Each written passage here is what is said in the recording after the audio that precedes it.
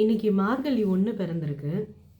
நெறைய பேர் என்னன்னா, மார்கழி மாசத்த பீட மாசம்னு சொல்றாங்க. நெறைய பேர் மார்கழி மாசத்துல ப பூஜை பண்றது, கோவிலுக்கு போறது இதெல்லாம் நெறைய பண்றாங்க. இந்த மாசத்தோட மகத்துவம் தான் என்ன? என்னதான் பண்ணணும் இந்த மாசத்துல?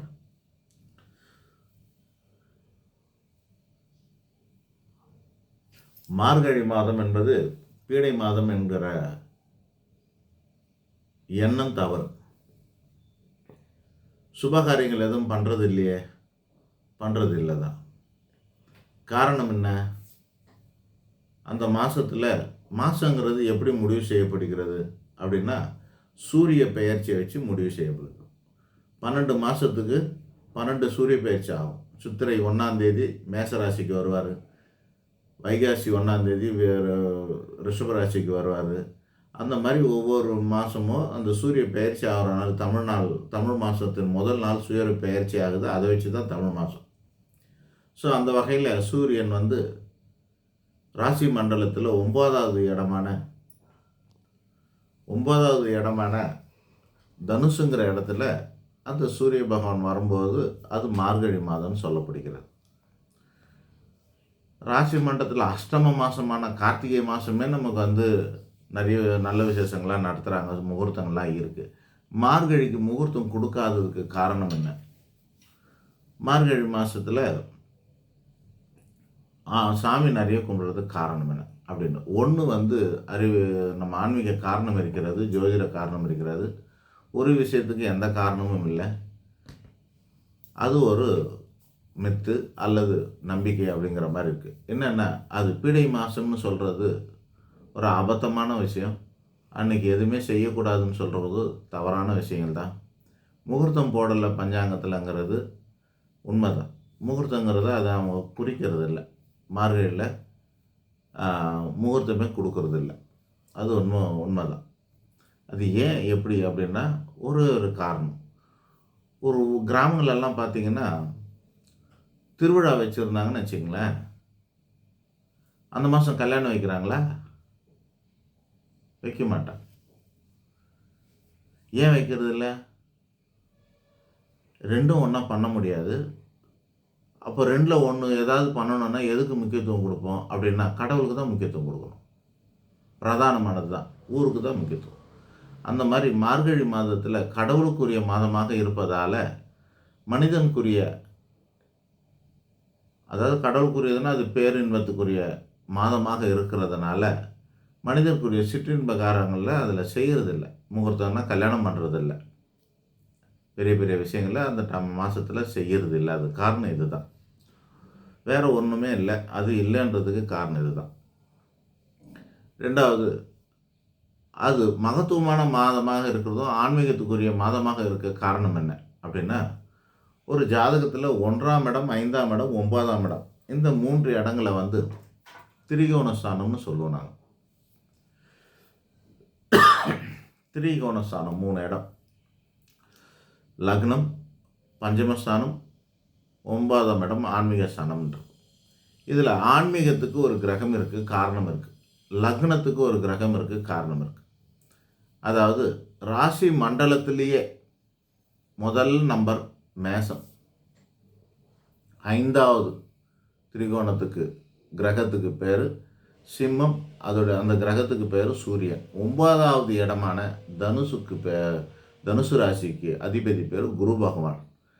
பாருங்கள், கடவுளே 5ஆம் இடத்துக்கும் 9ஆம் இடத்துக்கும் இந்த குருவையும் சந்திரனையும் அந்த மாதிரி இருக்க மாதிரி ஜோதிட சாஸ்திரத்தில் வச்சுருக்கிறாங்க. குருவையும் சூரியனையும். இப்போ ஆத்ம காரகன் சொல்லக்கூடியது சூரிய பகவான். ஆத்ம காரகன்னு சொல்லக்கூடியது சூரிய பகவான். ஆன்மீக காரகன் அப்படின்று சொல்லப்படுவது குரு பகவான். இப்போ இந்த ஆன்மீக காரகனும் ஆத்ம காரகனும் தொடர்பு கொள்ளும் காலத்தில் சுபகாரியங்கள் நடக்கணும், ஆன்மீக காரியங்கள் நடக்கணும். என்ன நடக்கணும்? ஆன்மீக காரியங்கள் நடக்கணும். யாருடையாவது ஜாதகத்தில் குருவும் சூரியனும் இணைந்து இருந்தால் அது விசேஷம், ஆன்மீக ரீதியான விசேஷம். யாராவது ஒருத்தரோட ஜாதகத்தில் குருவும் சூரியனும் இணைந்து இருந்தால் அது ஆன்மீக விசேஷமுள்ள ஜாதகமாக இருக்கும் அப்படின்னு தெரிஞ்சுக்கலாம். இப்போது உதாரணத்துக்கு ஒன்று சொல்கிறேன். இந்த சூரிய பகவான் மாதம் மாதம் இடம் மாறி மாறி வரும்போது தமிழ் மாதத்தில் 9வது மாதமான மார்கழி மாதத்தில் வந்து சூரியன் நிற்கிறாருன்னா குரு வீட்டில் வந்து நிற்கிறார் அப்படின்னா அது ரொம்ப விசேஷம். இப்போது நமக்கு சொந்தக்காரங்களாம் ஊரில் இருக்காங்க, அங்கங்கே இருக்காங்க, ஃபாரினில் இருக்காங்க, எப்படி இருக்குன்னு சொல்கிறோன்னு வச்சுங்களேன். யாராவது அவங்க நம்ம வீட்டுக்கு வந்துட்டாங்கன்னா நம்மளோட வேலைகள்லாம் கொஞ்சம் சுணங்குமா இல்லையா? நம்ம தொழிலுக்கு போகிறதும் வேலைக்கு போகிறதெல்லாம் கூட நம்ம நிறுத்துறதுக்கு கூட வாய்ப்பு இருக்குது. லீவ் போடுறதுக்கு வாய்ப்பு இருக்குது. அவங்களுக்கான நல்ல விஷயங்களை செய்கிறதுக்கு வாய்ப்பு இருக்குது. கரெக்ட் இல்லையா? அந்த மாதிரி குருவோட வீட்டில் சூரியன் வரக்கூடியது ஒவ்வொரு வருடமும் இந்த மார்கழி மாதம். ஆக குருவும் சூரியனும் தொடர்பு கொள்கிற மாதமாக இருக்கிறது. அதனால இது ஆன்மீக மாதம். அப்போ சூரியன் வீட்டுக்கு குரு வருவாரா? வருவார். ஆனால் அவர் ரேராக வருவார். 12 வருஷத்துக்கு ஒரு வாட்டி வருவார். 12 வருடங்களுக்கு ஒரு முறை குரு பகவான் சிம்மராசிக்கு வருகின்ற மாதத்துக்கு பேர் தான் இந்த மகம் நடக்குது பாருங்க, அந்த மாதம். பர்டிகுலராக அதில் மக நட்சத்திரத்துக்கு இந்த குரு பகவான் வரும்போது அந்த டைமில் சூரியனும் அதில் இருப்பார் ஏற்கனவே. அந்த நேரத்தில் தான் மகம் நடக்குது. ஆக சூரிய பகவான் குருவோட வீட்டுக்கு வரும்போதும் விசேஷம்தான், குரு பகவான் சூரியன் வீட்டுக்கு வரும்போது விசேஷம்தான். அந்த நேரத்தில் இறைவனை வழிபடுவது ரொம்ப ரொம்ப நல்லது. அதனால தான் இந்த மார்கழி மாதத்தில் பக்தி மார்க்கத்தில் ஈடுபடுறாங்க. அன்றாடம் பஜனை பாடுவாங்க. இந்த மார்கழி மாதம் சில சாமிக்கு சில விசேஷங்களை தரும். அந்த வகையில் ஆண்டாள் வழிபட்டதுனால ஆண்டாளுக்கு விசேஷம், திருப்பாவைகள் பாடினதுனால. பெருமாளுக்கு விசேஷம், முருகனுக்கு விசேஷம். குருவாக இருந்து அப்பனுக்கு பாடம் சொன்ன முருகனுக்கு இந்த மார்கழி மாதம் விசேஷம். குரு தத்துவத்துக்கு அவதரித்த ஐயப்ப பகவானுக்கு விசேஷம்.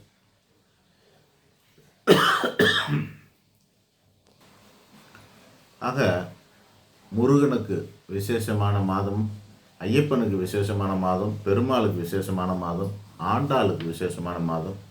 அத்துடன் சேர்ந்து பிராமணர்களுக்கும் விசேஷமான மாதம், பிரம்மாவுக்கும் விசேஷமான மாதம்.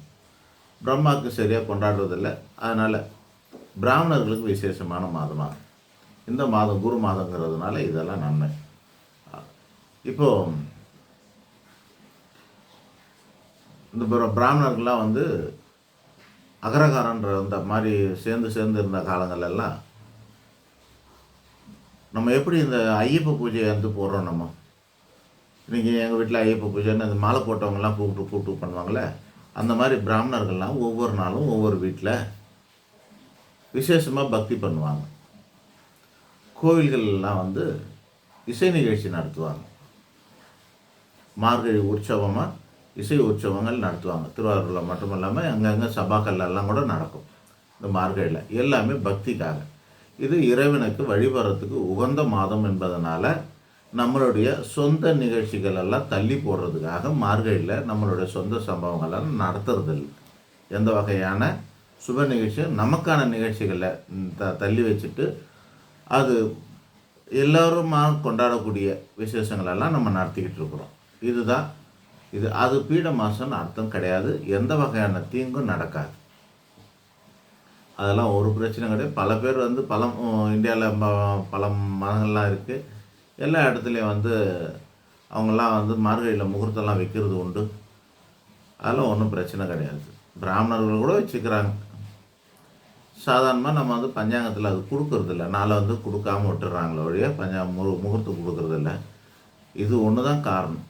ஆன்மீகம் தான் ஈடுபடணும் அந்த நேரத்தில். எப்படி ஒரு எக்ஸாம் டைம் இருக்குது. எங்கள் வீட்டில் ஒரு குழந்தை வந்து 10th எழுத போகிறா, இன்னொரு குழந்தை வந்து +2 எழுத போகிறா. அந்த மாதம் நாங்கள் கல்யாணம் வைப்போமா? என்ன சொல்ல போகிறோம்? அது முடிச்சுட்டோம், அதுக்கு அடுத்த மாதம் வைக்கலாம் கல்யாணத்தை, சொல்கிறோமா இல்லையா? அதுபோல் ஒரு விஷயம் இருந்தால் இன்னொரு விஷயத்தை தள்ளி போடுறது நம்மளோட பழக்க வழக்கமாக இருக்குது. எதுக்கு முக்கியத்துவம் கொடுக்கணுமோ அதுக்கு முக்கியத்துவம் கொடுக்குறோம். அந்த வகையில் தான் இறைவனுக்கு முக்கியத்துவம் கொடுத்து நம்மளுடைய சந்தோஷங்களை தள்ளி போடுறது பேர் தான். அதை தள்ளி போட்டோன்னே என்ன பண்ணோன்னா, ஒன்றுக்கு இந்த மார்கழியில் நடத்தாததெல்லாம் சேர்த்து தை மாதத்தில் நம்ம நடத்துவோம். தை மாதம் என்ன பண்ணுறோம், அதிகமான சுபகாரியங்கள் நடக்கும். மார்கழியில் பண்ணாததெல்லாம் தையில் சேர்த்து பண்ணுவோம். இதுதான் விஷயம். அதே போல் இந்த மார்கழி மாதம் கடைசி மாதமாக இருக்கிறதுனால, கடைசி மாதம் இல்லை, அது 9வது மாதம்தான். ஆனாலும் பொருளாதாரத்தில் இதுதான் கடைசி மாதம். நம்ம இதிலெல்லாம் போடுவாங்க இல்லையா, எஜுகேஷ்னல் இயர்னு சொல்லுவாங்க. ஏப்ரலில் தான் அந்த மாதிரி பட்ஜெட்டுக்கு என்ன சொல்லுவாங்க, ஏப்ரல் 1ஆம் தேதி தான் கணக்குக்கான நிதி ஆண்டுன்னு சொல்லுவாங்க. அது ஏப்ரல் 1ஆம் தேதி தான் முதல்ல தொடங்குற மாதிரி. மார்ச் 31ஆம் தேதி அக்கௌண்ட் க்ளோசிங்னு சொல்லுவாங்கள்ல. அக்கௌண்ட் க்ளோசிங்னா புது பர்ச்சேஸ் எல்லாம் எதுவும் பண்ணாமல் எல்லாத்தையும் வந்து தள்ளி போடுவாங்க. ஞாபகம் இருக்கா அவங்களுக்கு? அதுபோல் விவசாய நாடான நம்ம நாட்டில் அறுவடை செய்யக்கூடாத முதல் மாதமாக அவங்களுக்கு பொருளாதார மாதமாக இருக்கும் தை மாதம். அதனால தான் கவர்மெண்ட் எல்லாம் கூட சில பேர் என்ன பண்ணுறாங்கன்னா, தை மாதத்தை வந்து முதல் மாதமாக கொண்டாடணும் அப்படின்லாம் சொல்கிறது உண்டு. மார்கழி மாதம் 12வது மாதமாக தைக்கு பின்னாடி வர்றதுனால அவங்க எல்லாம் நம்மளோட சேமிப்பு எல்லாமே கரைஞ்சி போயிருக்கோங்க. மார்கழியில் நம்ம சேமிப்பு எல்லாமே கரைச்சிடுவாங்க. விவசாயிங்க என்ன பண்ணியிருப்பாங்கன்னா, மார்கழியில் சேமிப்புலாம் கரைச்சி வச்சுருப்பாங்க. தையில் அறுவடை பண்ணால் தான், தை பிறந்தால் தான் வழி பிறக்கணும்னு சொல்லிட்டு காத்துக்கிட்டு இருப்பாங்க. அதுவும் ஒரு காரணம். ஸோ பொருளாதார காரணம் ஒரு பக்கம் இருக்குது. அப்புறம் சந்தோஷங்களை தள்ளி போடுறது, கடவுளுக்கு முக்கியத்துவம் கொடுக்குறது அப்படிங்கிறது தான் இந்த மார்கழி மாதத்தோட அமைப்பு.